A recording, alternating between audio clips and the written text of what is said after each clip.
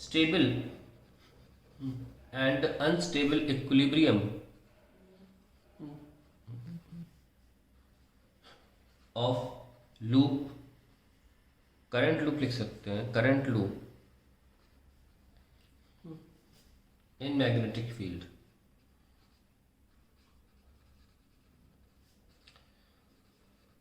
ये हमारा टॉपिक है, लेकिन हम जब भी कोई चीज़ एनालॉजी से दिखाते हैं तो ज़्यादा समझ में आती है। जैसे कि पहले मैं आपको बताऊंगा इलेक्ट्रिक डायपोल इक्विलिब्रियम कि कहना क्या चाह रहे हैं इन इलेक्ट्रिक फील्ड। जैसे कि ये इलेक्ट्रिक फील्ड है और आपने इसको डायपोल को ऐसे रखा हुआ है, प्लस से माइनस होती है ना इलेक्ट्रिक फील्ड, और माइनस डायपोल ऐसे रखा हुआ है, तो यह माइनस से प्लस, ये तो बेस्ट पोजीशन है डायपोल के, है ना, बेस्ट पोजीशन है, इक्विलिब्रियम है। पर सिर्फ इक्विलिब्रियम से कुछ नहीं होता, ये स्टेबल है कि अनस्टेबल ये बताना ज़रूरी है। और स्टेबल इक्विलिब्रियम तब होता है जब थोड़ा भी मूव करने पर वापस बॉडी उसी जगह पर आना चाहे। तो मैंने अगर मान लीजिए इसको टिल्ट कर दिया, maybe some other after some time I have tilted it like this, है ना, ऐसे टिल्ट कर दिया मैंने, माइनस और प्लस, तो आप देख सकते हैं कि माइनस वाला इस तरफ फोर्स लगाएगा क्यू ई, और ये वाला फोर्स लगाएगा इधर क्यू ई, इधर लगाएगा, और तुरंत हमारे दो फोर्सेस के बीच में क्या हो जाएगा, एक परपेंडिकुलर दूरी आ जाएगी, ये दूरी, है ना। ये अगर 2a था तो ये 2a साइन थीटा था, और तुरंत हमने टॉर्क तुरंत लिख दिया either force into 2a sine theta. ये मेरे लिए इंपॉर्टेंट नहीं है अभी फोर्स, मेरे लिए इंपॉर्टेंट ये है कि जब फोर्स इस तरीके का होगा तो ऑब्वियसली इसको इस तरफ रोटेट करेगा। पता ये ऐसे और ऐसे है ना, ये ऐसे रोटेट तो कर नहीं सकता, बहुत ऑब्वियस सी बात है। कैसे रोटेट करेगा, वापस इसको लाने की कोशिश करेगा, वापस पैरेलल बनने की कोशिश करेगा। तो ये स्टेबल इक्विलिब्रियम था, है ना। और अगर ये डायपोल इस तरीके से होता, उल्टा रखा होता, सपोज ऐसे रखा होता, तो यहां पहले से प्लस था माइनस, ध्यान रखना इस कंडीशन में भी ये मूव नहीं करने वाला है, ये ऐसा हो गया है क्योंकि आपका एक फोर्स लगेगा रिपेल करने वाला ऐसा, और एक फोर्स ऐसा लगेगा, ये दोनों फोर्स इक्वल एंड अपोजिट होने के कारण इसको दबा रहे होंगे पर इसको रोटेट नहीं करा सकते। इवन तो सबसे अनस्टेबल सिचुएशन है बेचारे की, प्लस के सामने प्लस, माइनस के सामने माइनस, सबसे अनस्टेबल सिचुएशन है बेचारे की, ये अनस्टेबल है इस सिचुएशन में, फिर भी ये मूव नहीं कर सकता भाई। क्यों, क्योंकि हल्का सा पुश आपको देना पड़ेगा, है ना। जहां आपने हल्का सा पुश किया ऐसे, वैसे ये वाला फोर्स ऐसे, ये वाला फोर्स ऐसे, इसे ऐसे घुमा देगा। तो ये वाली सिचुएशन जो थी अनस्टेबल सिचुएशन थी, और इसको बोलते हैं अनस्टेबल इक्विलिब्रियम, कि आपने अगर मूव कराया तो वापस अपनी प्रीवियस पोजीशन को अटेन नहीं कर पाएगा ये। अब हम आते हैं मैग्नेटिक डायपोल, ध्यान से देखिएगा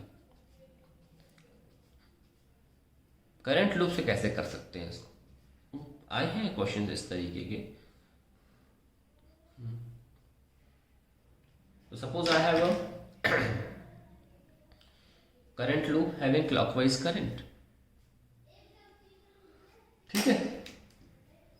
तो U equals to minus M dot B होता है। हमने आपको पहले बताया कि मैग्नेटिक मोमेंट जो है उसके पास एरिया की वजह से ही वेक्टर क्वांटिटी, वेक्टर प्रॉपर्टी है। और करंट कैरिंग लूप के केस में जब करंट आपका क्लॉकवाइज होता है तो एरिया वेक्टर अंदर लेते हैं, है ना। तो इन दैट केस आप देख सकते हैं कि हमारा मैग्नेटिक फील्ड भी अंदर है, वेक्टर एरिया भी अंदर है, तो एंगल दोनों के बीच में 0 डिग्री रहता है और एनर्जी अल्टीमेटली माइनस एम भी हो जाती है। Now see this is the minimum energy of a magnetic dipole, minimum energy, ठीक है ना। मिनिमम एनर्जी का मतलब होता है मोस्ट स्टेबल, और मोस्ट स्टेबल का मतलब होता है कि अगर आपने स्लाइटली भी इसे डिस्प्लेस किया अपनी जगह से, या आपने हल्का सा भी इसे रोटेट करने की कोशिश करी किसी भी दिशा में, चाहे इधर और चाहे इधर, ये अपनी वापस पोजीशन को हल्के से ऑसिलेशंस के बाद अटेन कर लेगा और मोस्ट स्टेबल है। तो हम इसको बोलेंगे स्टेबल इक्विलिब्रियम पोजीशन। तो हम इसे एनर्जी की वैल्यू से भी डिफाइन कर सकते हैं। और वहीं अगर आपके पास फील्ड सिमिलर है और आपने इसमें करंट लूप बना लिया, ये लीजिए, ऐसे ऐसे ऐसे और ऐसे, ठीक है। आप देख सकते हैं एंटी क्लॉकवाइज करंट की वजह से जो एरिया वेक्टर है वो बाहर है, पर मैग्नेटिक फील्ड तो अभी भी मैंने अंदर ही ली है।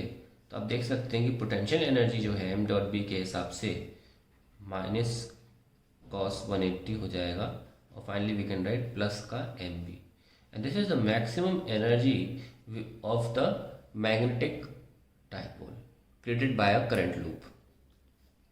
तो इस केस में अगर आपने हल्का सा भी आपने अगर ऐसे अपनी जगह से उठाया या अंदर अंदर किया, कहीं भी करोगे तो फोर्सेस इस तरीके से लगेंगे कि ये उसको पलट देंगे इस पोजीशन में आने के लिए, है ना।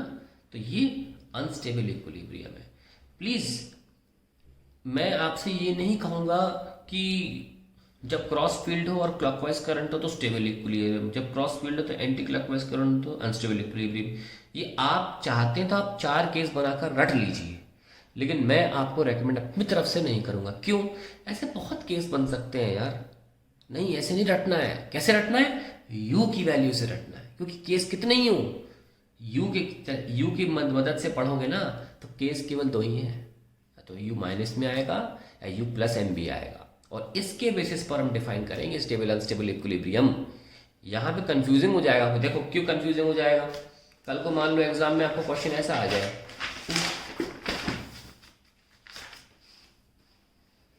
किसी भी एग्जाम में बैठे हो और वहां क्वेश्चन आपको इस तरीके से लो मैग्नेटिक फील्ड ऐसे कर दी, है ना, और ये आपने एक रेक्टेंगुलर लूप मैंने ऐसे दे दिया आपको टिल्टेड। आप हमेशा जो अगर आप क्लॉकवाइज है तो आप यहाँ से देखने वाले के लिए ये इस तरफ होगा एम, और ये मैग्नेटिक फील्ड है, ये थीटा है कि नहीं। तो कुछ एंगल ऑलरेडी गिवन है इसमें। अब ये पोजीशन कैसी है, क्या स्टेबल है क्या अनस्टेबल है, बेस्ट होता है तरीका कि आप यू से फाइंड करेंगे।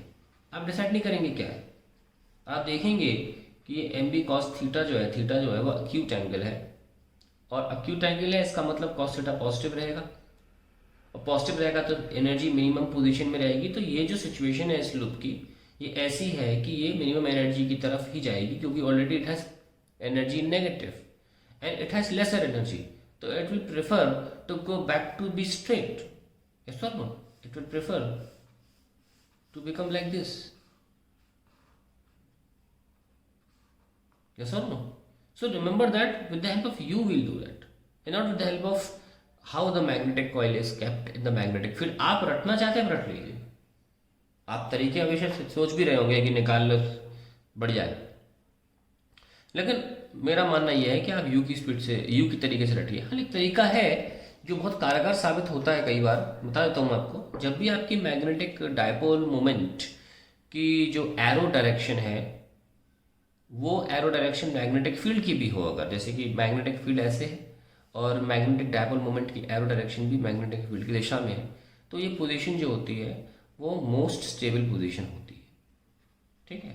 और इनफैक्ट ये जो कॉन्सेप्ट मैंने बताया आपको, और ये एक्चुअली इक्विलिब्रियम की तरफ इशारा भी करेगा स्टेबल वाले, वो भी मैंने इस चार्ज वाले चार्ज से ही निकाला है, क्योंकि चार्ज कभी हमेशा इलेक्ट्रिक फील्ड में तभी स्टेबल होता है जब उसका डायपोल मोमेंट का एरो इलेक्ट्रिक फील्ड के एरो के साथ पैरेलल होता है। हम पढ़ा है ना उसमें इलेक्ट्रिक फील्ड में when is the most stable, when is most unstable, आप क्या बोलते हो? व्हेन थीटा इज 0 डिग्री, या बोलते हो when P vector and E vector, यानी कि dipole moment vector and electric dipole moment vector and electric field vector are parallel, ऐसे बोलते हो ना।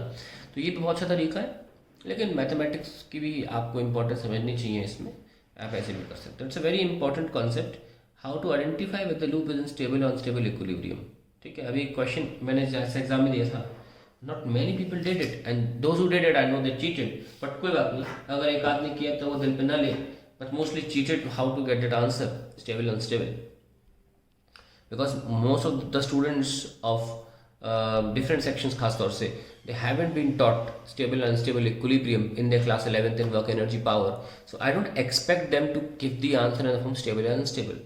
लेकिन अब आप ध्यान रखिए, ये बहुत इंपॉर्टेंट कॉन्सेप्ट होता है स्टेबल और अनस्टेबल इक्विलिब्रियम आइडेंटिफाई करना, electric field unit and as well as the magnetic field unit.